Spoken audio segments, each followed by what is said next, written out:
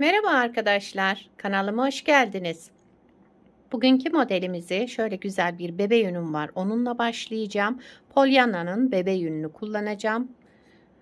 Şöyle orta kalınlıkta bir ip. Etiketini bulamadım, o yüzden gösteremiyorum. Kullanacağım şiş 4 numara. Modelimiz oldukça güzel ve kolay bir model. İnşallah siz de beğenir, benimle yaparsınız. Dilerseniz yapım aşamalarına geçelim.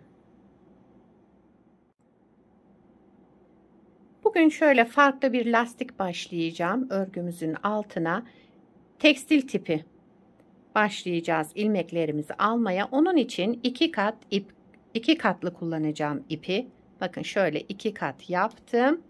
Bununla ilmeklerimi alacağım. 2 katım şöyle bu tarafta, diğer tarafım tek. Şu şekilde sardım. Şöyle göstereyim. Bu 2 katlı olanı baş parmağıma doluyorum. Bakın şu şekilde dış taraftan, şöyle dış taraftan girerek bir ilmeğimi çıkarttım. Tek katlı olan ipimi. Bunu sonra iç taraftan kaybedeceğiz bu ipin uçlarını. Daha sonra ikinci ilmeğimi şu şekilde iç taraftan aldım. Bir ilmek. Bir dıştan alacağım. Şöyle. Bir içten. İlmeklerimizin şöyle bir görüntüsü olacak. Şöyle yakın göstereyim. Bir dıştan aldım. Şöyle baş parmağıma doladım. Bir içten aldım ilmeğimi. Bir dıştan, diğerini içten aldım. Şöyle bakın, çift çift oldu ilmeklerim.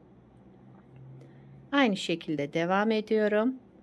Bu model için 5 ve 5'in katları artı 1 ilmek almamız gerekiyor. Modelin tam denk gelmesi için bu şekilde ayarlayacağız ilmek sayılarımızı. Ben şöyle kısa bir anlatım yapacağım.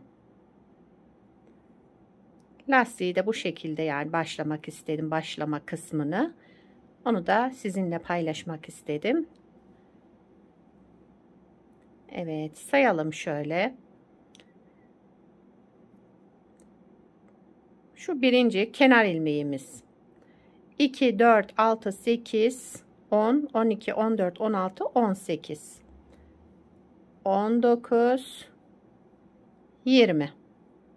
Şu anda şişimde 20, bir de şu kenarda bir tek ilmeğim vardı. 21 ilmeğim var. 21 ilmekle modelimi kurmaya başlayacağım. İlk sırayı bu şekilde başladıktan sonra kenar ilmeğimi düz örerek aldım ilk sıra olduğu için. Daha sonra bir sıra ters örüyorum. Örgümüzün ön yüzüne geçmek için. İlmeklerimi bir sıra ters olarak örüyorum. Daha sonra ön yüzünde modelimizi kurmaya başlayacağız. Bakın şöyle bir görüntümüz oldu. Bu başlama tekniği benim çok hoşuma gidiyor. Bunu isterseniz 3 katlı iple de şurayı 3 kat yaparak da başlayabilirsiniz. Böyle 2 katla da yapabilirsiniz. Daha gösterişli, daha güzel duruyor bence. Bir sıra şöyle ilmeklerimi ters olarak ördüm. Ön yüzüne geçince modelimizi kurmaya başlayalım. Modelimiz 2 sıradan oluşmakta. Hep bu 2 sıranın tekrarını yapacağız. Şöyle.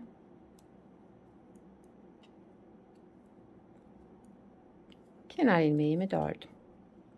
Şöyle bir zemin hazırladım. Modelimizi kurmaya. Bakın şöyle bir görüntümüz oldu. Gördüğünüz gibi harika bir şey. Şöyle model de üzerine kurulduğu zaman daha güzel gözükecek. Modelimizin birinci sıra ön yüzündeyiz. Lastiğimizi yaptık. Birinci sıra ön yüzünde kenar ilmeğimi örmeden aldım. Sıradaki ilmeğimi ters örüyorum. Bir ters ilmek ördüm kenar ilmeğinden sonra. 2 düz, 2 düz ilmek ördüm. Daha sonraki 2 ilmeğim var. Bakın, önce ikinciyi örüyorum.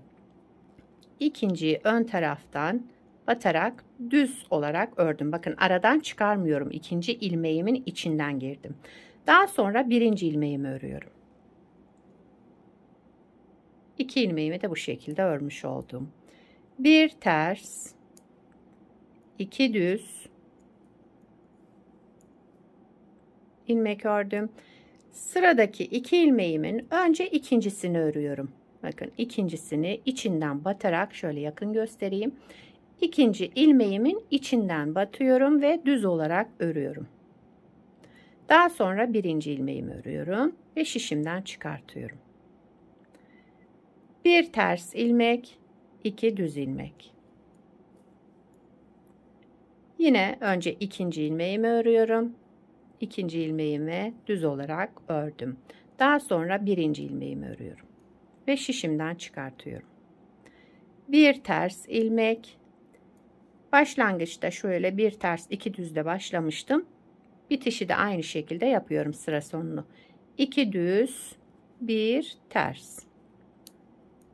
Kenar ilmeğimi de ördüm. Dediğim gibi 5 ve 5'in katları artı 1 eklerseniz aynı bu şekilde denk gelecektir modeliniz.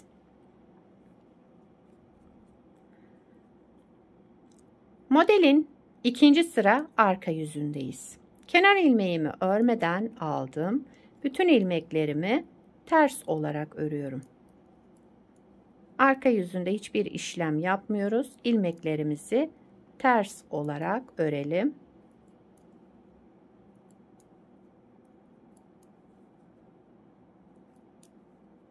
Ben ters ilmeklerimi bu şekilde örüyorum arkadaşlar.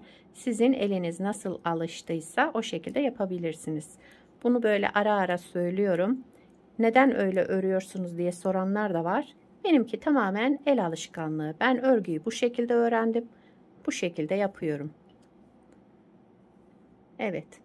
İkinci sıra arka yüzünde bütün ilmeklerimi ters olarak ördüm. Model daha kendini göstermiyor, bakın. İlerledikçe harika gözükecek bir model. Bir kez daha kuralım hemen modelimizi. Modelin birinci sıra ön yüzündeyiz. Kenar ilmeğimi örmeden aldım. Sıradaki ilmeğimi ters olarak ördüm. 2 düz. Bakın, kenar ilmeğinden sonra bir ters, 2 düz. Daha sonra sıradaki ilmeğin önce ikincisini örüyorum.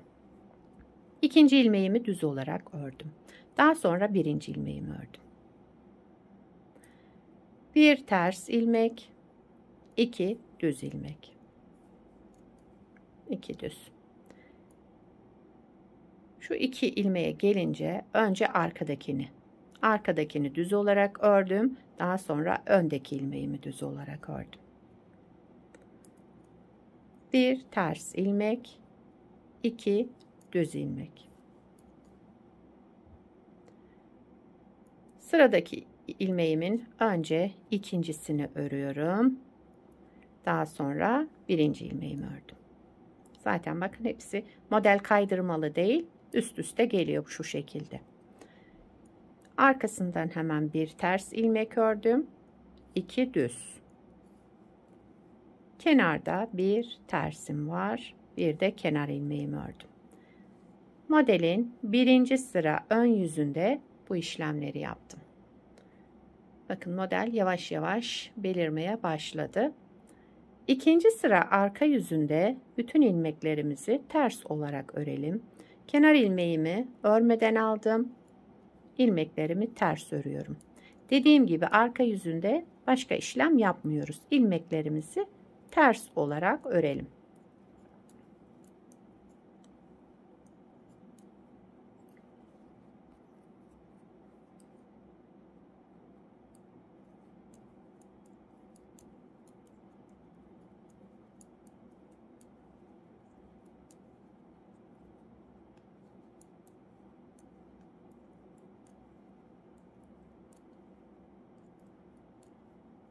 Kenar ilmeğimi ördüm.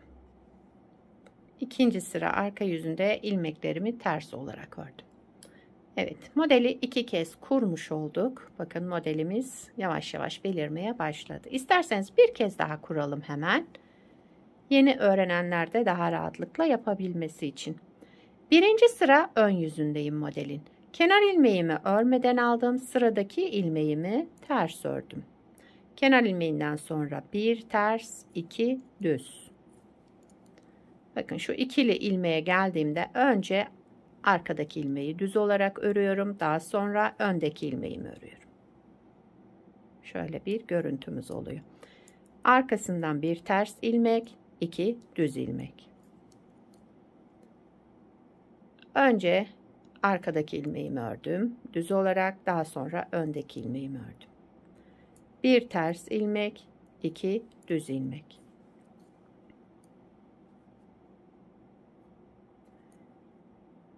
Önce arkadaki ilmeğimi düz ördüm. Daha sonra öndeki ilmeğimi düz ördüm.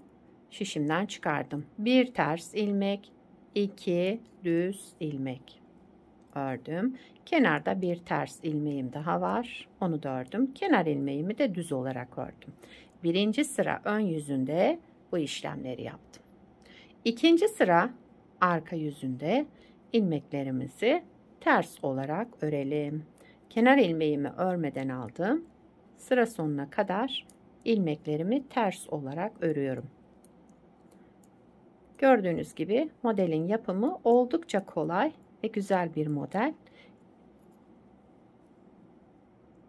İstediğiniz iple yapabilirsiniz. Her türlü örgüye uygun bir model.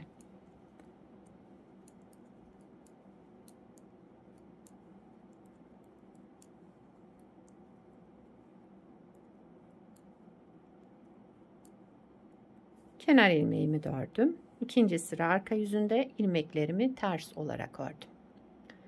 Evet, bakın model yavaş yavaş ortaya çıktı. Şöyle göstereyim.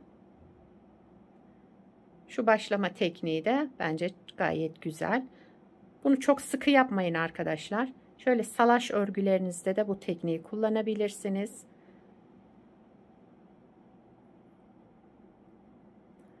Bir de daha önce yaptığım parça var. Onu göstereyim size hemen. Şöyle bunu da daha önce yaptım. Bunu da aynı şekilde bakın. Aynı başlama tekniğiyle yine ipimi 2 kat yaparak başladım. Bunu da beraber yaptık. Daha sonra bu iplerin ucunu arka taraftan şöyle tığla kaybedebilirsiniz. İçinden geçirerek. Evet. Modelimiz böyle arkadaşlar. Bakın modelin ilerlemiş hali de bu şekilde. Bunu da yine 4 numara şişle ördüm. Gördüğünüz gibi gayet güzel ve kullanışlı bir model. Modelin arka yüzü de bu şekilde oluyor. Kenar ilmeklerimiz de böyle. Modelin yakadan başlama örgülerinizde de görüntüsü bu şekilde olur. Şöyle.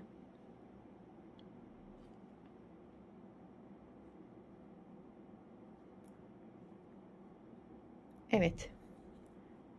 Bence harika oldu. Sizce? Bunları da yorumlarda belirtirsiniz. Bu modelden yelek yapabilirsiniz, hırka yapabilirsiniz. Süeter yapımında kullanabilirsiniz. Yani çocuk örgülerinde, yetişkin örgülerinde hepsinde kullanabileceğiniz uygun bir model.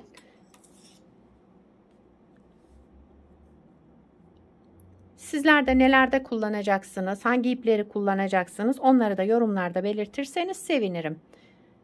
Beni buraya kadar izlediyseniz bir beğeni yapmayı, yorum yapmayı, beni desteklemeyi unutmayın arkadaşlar. Yapacak olanlara kolay gelsin. Bir sonraki videoda görüşmek üzere. Hoşça kalın.